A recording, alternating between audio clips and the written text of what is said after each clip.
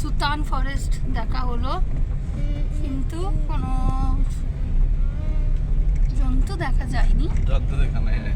হ্যাঁ, কোনো জন্তু দেখা যায়নি। ওয়াচ টাওয়ারে উঠেছিলাম, কিন্তু কিছু দেখা যায়নি। হ্যাঁ, ময়ূর দেখতে পেলে একটু আনন্দ হতো, কিন্তু ময়ূর দেখা যায় না, আছে হয়তো দেখা যায়নি। আর এবারে আমরা আবার ওই তালবেরিয়া লেকের দিকেই যাচ্ছি। ওখান থেকে সানসেটটা দেখতে খুব ভালো লাগে, তাই জন্য ওই দিকটায় আবার যাচ্ছি। এই সুতান জঙ্গল থেকে এবার বেরোচ্ছি তালবেরিয়ার দিকে। আস্তে আস্তে সন্ধেও নেমে আসছে। আর এইসব দিকে তো জানেন পুরো জঙ্গল, যেহেতু অন্ধকার ঘটে হয়ে যাবে কিছুক্ষণ বাদে। আর খুব তাড়াতাড়ি সেটা মানে নেমে আসে, খুব অন্ধকার খুব তাড়াতাড়ি নেমে আসে। সূর্য ডোবার অলমোস্ট তার সঙ্গে সঙ্গেই সন্ধে পুরো মানে পুরো অন্ধকার হয়ে যায়।